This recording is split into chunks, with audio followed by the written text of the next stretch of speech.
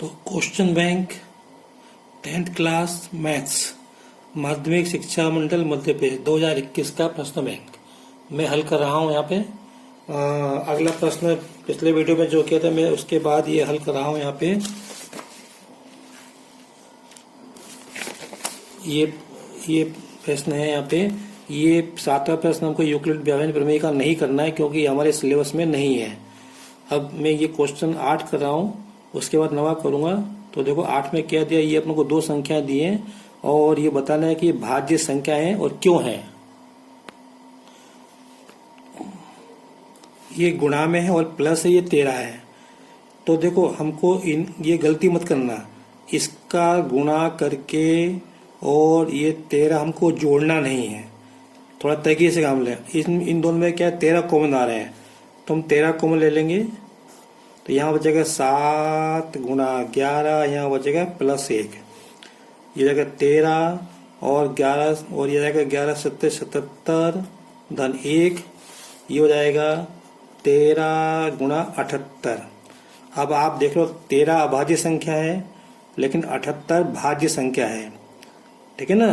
तो इसके कारण ये अभाज्य संख्या, इसके क्या हो गया यहाँ पे, ये अभाज्य संख्या नहीं हो सकती। देखो जैसे अगर ये 13 गुणा 1 होता तो मैं मान लेता कि ये अभाज्य संख्या है ना, लेकिन 1 के अलावा दूसरी संख्या आ रही है इसलिए भाज्य संख्या है, ठीक है। तो यहाँ पे ये इस तरह के गुणनखंड नहीं है इसलिए भाज्य संख्या ही है। क्या है जो हमको दिया है, भाज्य संख्या है। अतः 7 गुणा 11 गुणा 13 प्लस 13 क्या ये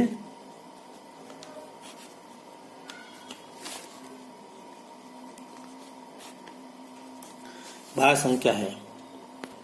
इसी प्रकार हम 7 गुणा 6 गुणा 5 गुणा 4 3 2 गुणा 1 + 5 को हल कर सकते हैं। तो देखो इन दोनों में से एक संख्या, ये एक संख्या है, इसमें से क्या कॉमन आ रहा है, ये 5 कॉमन आ रहा है तो 5 बाहर निकाल लो।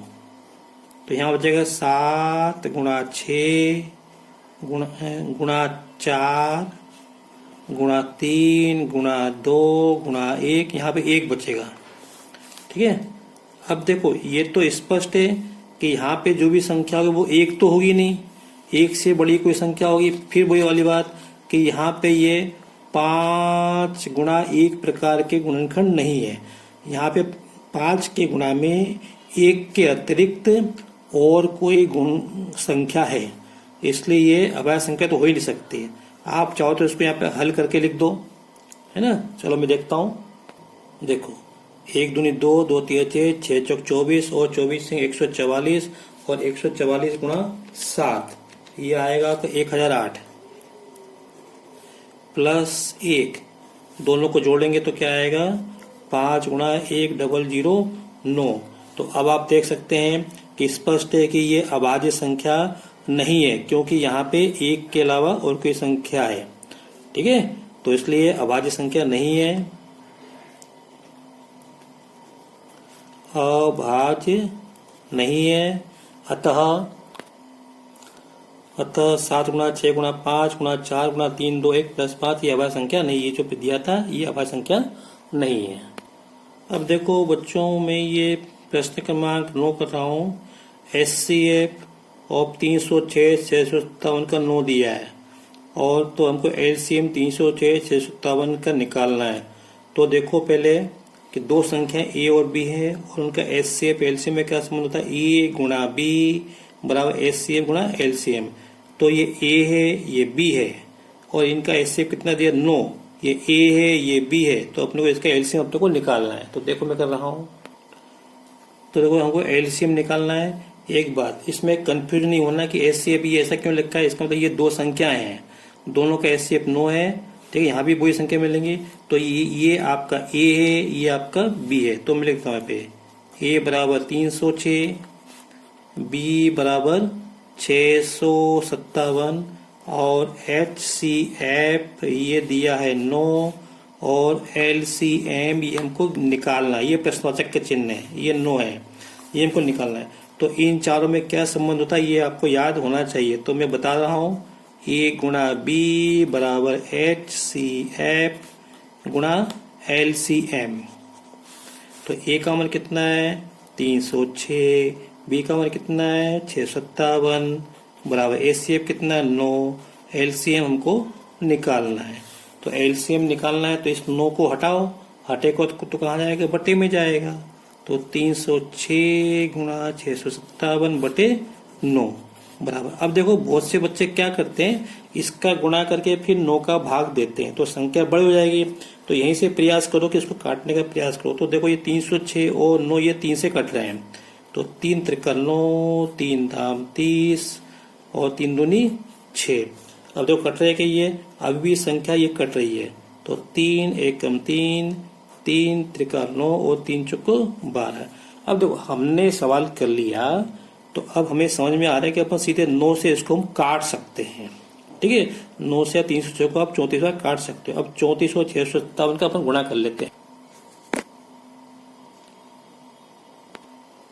तो जोड़ेगा 8 आएगा, यहाँ पे 3 आएगा, 6 और 7 13 की 3 हासिल 1 और 3 9 12 की 2 हासिल 1 1 और 1 2। तो ये आएगा यहाँ पे एलसीएम आएगा, अपने को एलसीएम तो निकालना ही था। ये आएगा 22,338। ये हमारा उत्तर हो गया। ये एलसीएम किसका है, ये जो दो संख्या दी थी 306 और 657 का एलसीएम कितना है 22,338। अब देखो ये जो प्रश्न है इसको भी अपन छोड़ देंगे क्योंकि अभी ये सिलेबस में नहीं, हटा दिया गया है। अपन ये देखते हैं, ये अगला प्रश्न देखते हैं। क्वेश्चन 1, संख्याएं 8, 9 और 25 का एचसीएफ और एलसीएम निकाल लो। तो बहुत आसान प्रश्न है, तो अपन देखते हैं करके। 8 के क्या होंगे गुणनखंड, 2 गुणा 2 गुणा 2। 9 के क्या होंगे 3 गुणा 3। 25 के 5 गुणा 5। तो अपने को सीधे मालूम है तो इसलिए अपन अलग से गुणनखंड नहीं लिखेंगे। तो देखो हम 8 के अभाज्य गुणनखंड करेंगे तो 2 गुणा 2 गुणा 2 ये होंगे अभाज्य संख्याएं। साथ में 1 भी लिखना है, लिख दो इसमें ना। फिर 9 के करेंगे अपन गुणनखंड, तो 9 के क्या होंगे 3 गुणा 3 और साथ में 1 भी लिख दो। अब 25 के देखते हैं, तो 25 के अभाज्य गुणनखंड 5 गुणा 5 आएगा और साथ में 1 भी लिख दो। अब हम यहाँ से जब एचसीएफ निकालेंगे तो इनमें क्या कॉमन है, इसमें ये 2 इसमें नहीं है, 3 इसमें नहीं है, तो इसमें केवल 1 कॉमन आ रहा है। तो अब आपको समझ में आ गया हो, हालांकि अपन एक अभाज्य संख्या नहीं होती, अब आपको समझ में आ रहा होगा कि मैंने पहले जो वीडियो बनाया उसमें मैंने 1 क्यों लिखा था। हालांकि एक अभाज्य संख्या नहीं होती, केवल अपनी सुविधा के लिए, समझने के लिए। तो इसका एचसीएफ क्या होगा, तीनों में क्या कॉमन है, तीनों में 1 कॉमन है।